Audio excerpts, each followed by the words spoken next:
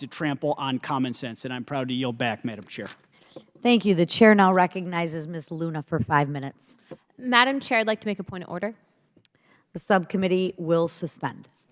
Sorry, she will have to state the point of order.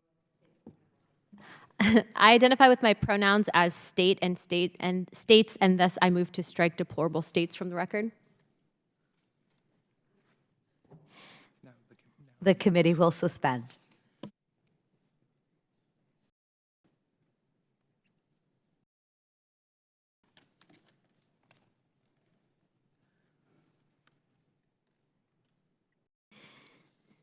The point of order is not timely due to intervening debate occurring after the words were said. Point of order is overruled. Thank you. Ms. Gaines, are you familiar with the name Caitlyn Jenner? I am. Can you tell me real quick, because we are on time here, who Caitlyn Jenner is? Yes, Caitlyn Jenner is formerly Bruce Jenner, who of course was and still is one of the world's most renowned and accomplished athletes, competing in the men's decathlon, winning gold medals and world records, but now of course has transitioned, identifies as Caitlyn Jenner, and is not competing in sports anymore, competitively. Are you aware that Caitlyn Jenner has come out against men competing in women's sports? I am.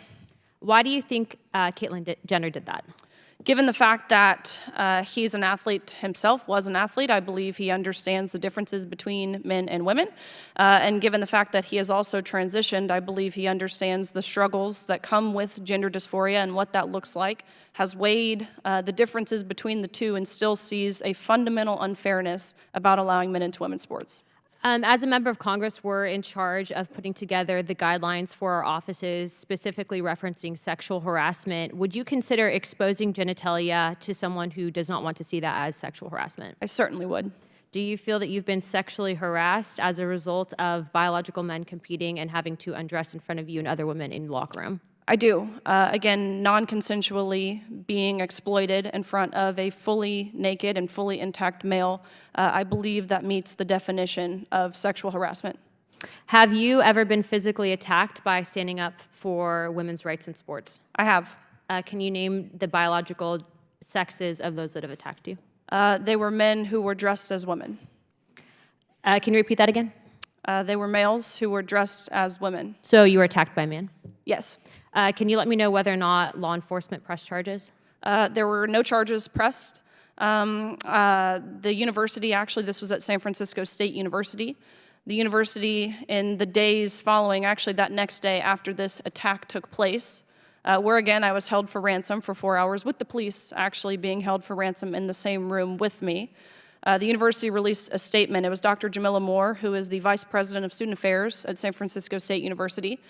She released an email to their entire student body saying she was so proud of their brave students for handling me in the manner that they did, applauded them, and then gave them counseling resources to help cope with my presence on their campus. Do you think that there should be accountability for a man who hits a woman?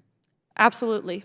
Do you feel that you are personally being basically outed by even some members up here because of the fact that you're standing up for women's sports?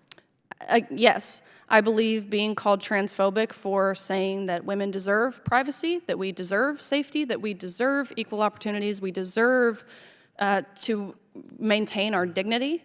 I believe that is certainly an attack on my character, for sure.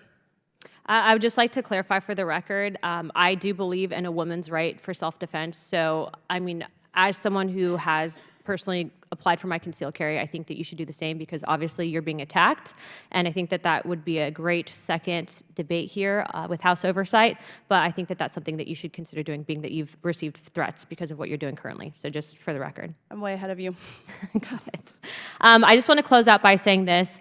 You know, up here, especially being a new mother, I find it very ironic that people that seemed that they would champion women's rights are now throwing someone like you under the bus. And I just want to say for the record, there's no such thing as a birthing person. It's called mother. There's no such thing as chest feeding. It's called breastfeeding. And finally, there's no such thing as equality for women if you're attempting to eliminate them from sports. Thank you, Ms. Gaines. Thank you. The chair now recognizes Mr. Sessions for 5 minutes.